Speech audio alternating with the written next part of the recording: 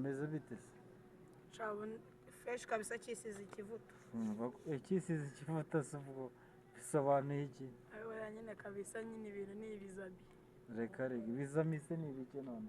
Urimo urangurisha? Ibintu biba bidasanzwe tu. Bimeze fo.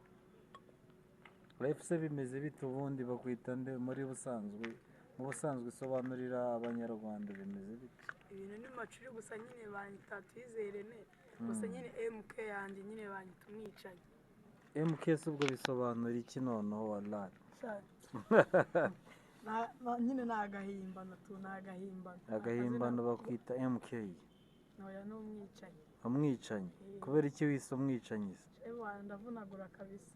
Reka uvunagura ibiki se ntabwo ndi gusobanukirwa njyewe urimo urangurisha bya dani. Ntabwo kuvuga ngo ndi kukugurisha urumva yewe kubera ukuntu nyine mba mvuga mvunagura nk'uko urabona ari ukuntu umuntu nk'urugero ruri hafi hari ukuntu umuntu avukana impano y'abantu bicaye bikabura yuko nyine avunagura kandi umwicanyi utabaho.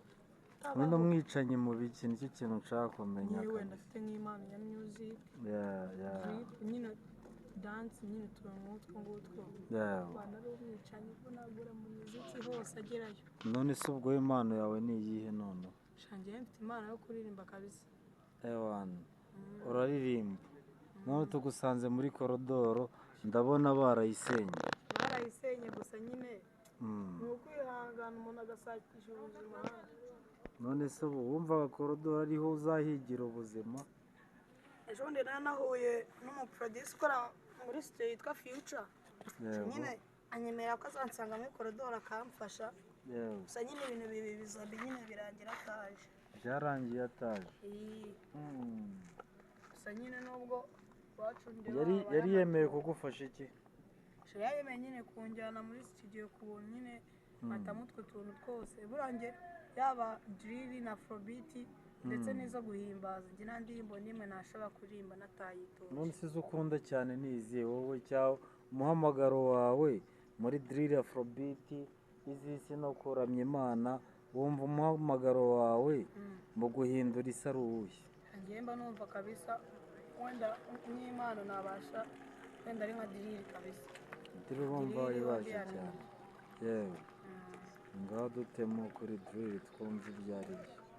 Batemo yewe mu by'ukuri naje muri Kigali naje nje guhiga amafaranga nagiyeyo birangira mvuye n'abanye na benshi bari bazwi n'abanye na benshi batari bazwi yaba Gisa Kiganzo ndetse n'abandi twakundaga muri ibyo yaba bo muzi n'abo mutazi bose n'abandi n'ahandi mvuga ni hari ugenda ukabaho ubuzima wawe bagukontorora ntiwabasha kurya ikintu utikontoreye kurya ni ku masaha kuri wese ni ku minota amasegonda ndetse n'imindi minota yose hose turajyana ntacyo natakoze kugira ngo mbashe kubaho yaba gusenga Imana ndetse no gusaba abantu hose ungiriye neza uraba hose ndagerayo kabisa njyemba ndiyo.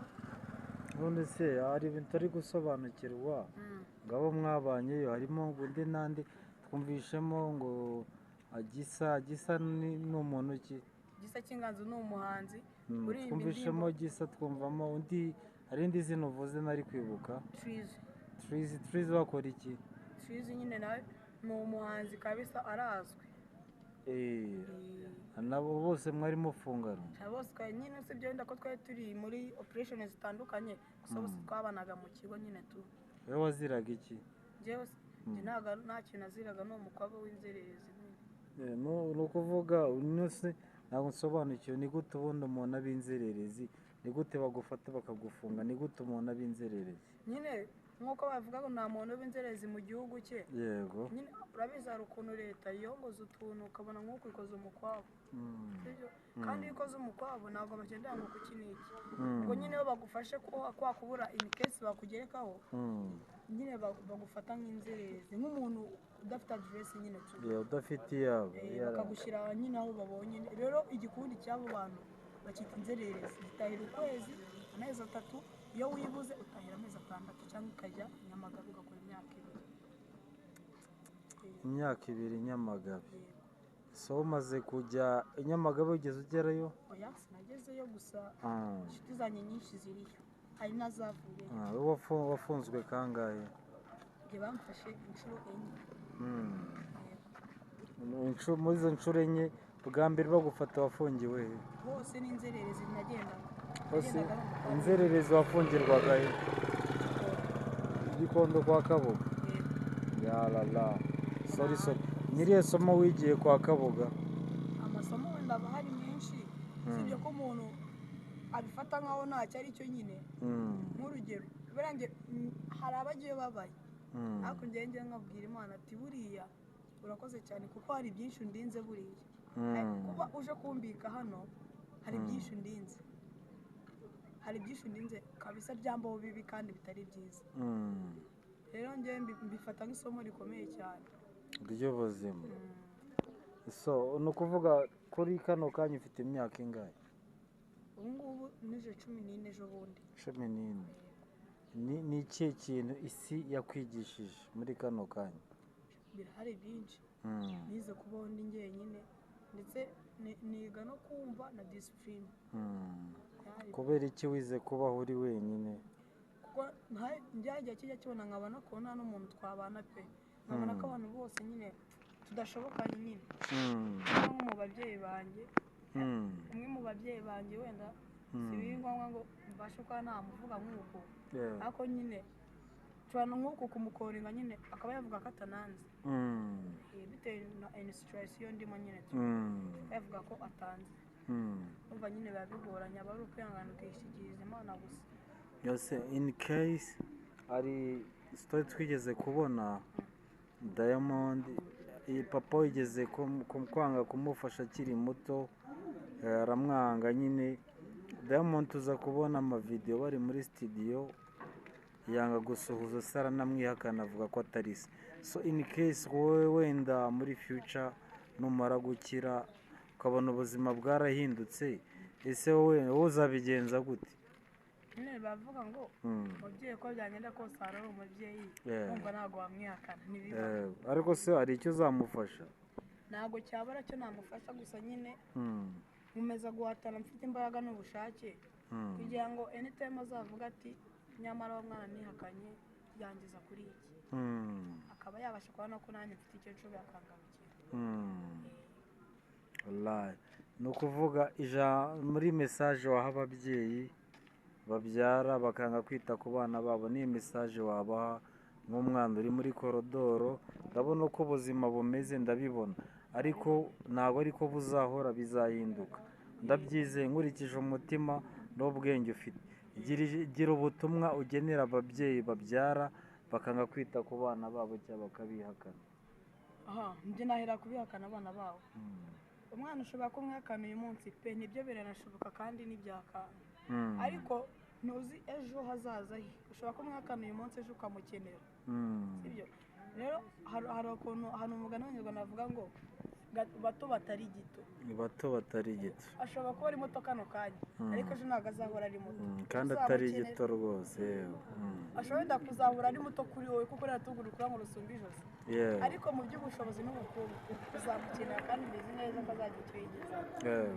rero ubutumwa njye nasigira ababyeyi bihakana abana babo cyangwa se bakanga kubafasha mu bindi ibyo ari byose wenda natanazi barakora amakosa akomeye cyane kuko ntibazi icyo umwana bihakanye azaba cyo kuko si bareba imbere, bareba ibyashize n'ibiri kuba uyu munsi kandi none areba ibigiye kuba mu minota 5 iri imbere ntiwabireba.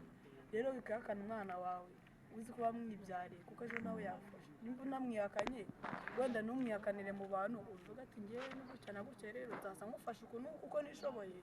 ushobora no kumubyara ahandi mutabana ariko ukagira uko umufasha mu bushobozi bwawe. rero bikahakana umwana wawe kuko ntabwo uzi icyo ari cyo. Nice. Ni ukuri kose. Message wagenera abanyarwanda muri rusange bagarukiye mu wa kangahe? bitewe no kubura ubushobozi. uyu munsi ubonye ubushobozi wasubira ku ishuri? wumva iyihe ntego wasubirana ku ishuri ari iyihe? intego nasubirana ku ishuri ni ukugenda nzi icyanjyanye ndetse nkatuma uwamfashije gusubira ku ishuri sinatuma babura ahubwo natuma yishima babona ko ibyo yakoze ari ukuri atari ubusa atavunikiye ubusa. Sosiyete nyarwanda ni icyumva yagufasha kugira ngo uve ku ishuri uve no kuma ese buno buzima urimo bumva ubwishimiye? ubuzima ntabwo wabwishimira kuko buriya niyo waba udafite ubushobozi wishimira kuba mu byiza Yeah. mu gihe uri mu bibi ntiwabyishimira gusa nyine ntawe uzi aho amaherezo y'ubuzima urapeva nyine tu urapevera ukareba ibyo ari byo imana ikazaba ari icyo ngicyo. urakoze cyane. Mu gusoza numvishe ko ufitemo impano y'ubuhanzi. Yego. Abahanzi nyarwanda icumi ukunda ni abahe? Abahanzi nyarwanda 10 baririmba iz'isi zo kuramya Izo gospel ukunda mu buhanzi icumi mvuze muri rusange. muri rusange. Yeah, muri rusange yego. Zero trap, Zeo Trap, nkakunda Yamano, Yamano, Prisizi, yego. nkakunda Kevin Banda, Kevin Banda, yego, yego. nkakunda Kevin Kade, Kevin Kade, nkakunda Kayihura, Mike Kayihura, yego. Mike Kayihura, Yego. nkanakunda uriya Holix, Holix, Ish Kevin, Ish Kevin, Twizy, Trizy, na Gisa Cy'Inganzo, mhm. nkunda na Vestina Nidrokas, Vestina Adolf